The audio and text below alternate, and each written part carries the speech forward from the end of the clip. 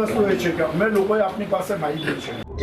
મિત્રો, આપ જાણો છો SIR ની લડાઈ ઘણા સમયથી આ કોંગ્રેસ પાર્ટી અલગ અલગ મંચો પરથી લડે છે, કોશિશ કરે છે, પ્રયત્નો કરે છે, આવેદન આપે છે, રજૂઆત કરે છે।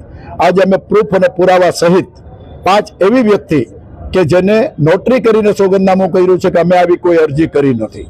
આવી અરજી હકીકતે કોઈ કરતા જ નથી। ફક્ત એક જ ભારતીય જનતા પાર્ટીના કાર્યકરો આ કામ કરે છે અને ક્યાંક ને ક્યાંક અધિકારીઓ આની અંદર સંડોવાયેલા છે।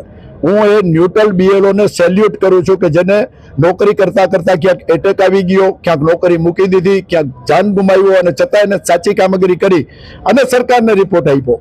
સરકાર પોતે પોતાના કર્મચારીએ આપેલો રિપોર્ટ માનતા નથી અને જે નોટિસો કાઢી છે એ ખોટી નોટિસો છે અને જે સરકારના હાથા બને છે એમની સામે જે લોકોના નામ તમે કાઢો છો એ ભવિષ્યની અંદર એ વ્યક્તિગત દુશ્મની તમારી સામે આવશે। હું તમને ચેતવણી આપું છું કે આ પાપના ભાગીદાર તમે ન બનો અને આ પાપના ભાગીદાર તમે બનશો તો એના પરિણામો પણ તમારે ભોગવવા પડશે।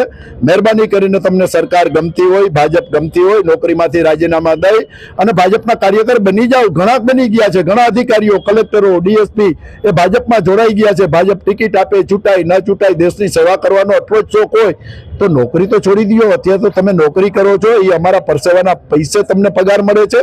તમે અમારા સાહેબ નથી, અમારા બોસ નથી, તમે અમારા નોકર છો, જનતાના નોકર છો અને જનતાના નોકર બની અને જનતાની નોકરી કરો ને।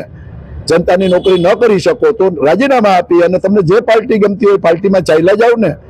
પાપના ભાગીદાર ન બનો ને જો આ પાપના ભાગીદાર બનશો તો આવતા દિવસમાં તમારે આના પરિણામ ભોગવવા પડશે।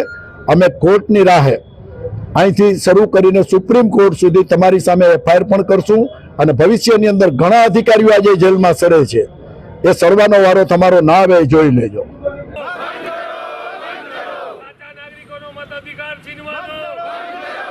દેશની અદાલતો આપશે। અમારી આ લાગણી ધ્યાને લઈ અને માહિતી આપી છે। અમે આના પર FIR કરશું।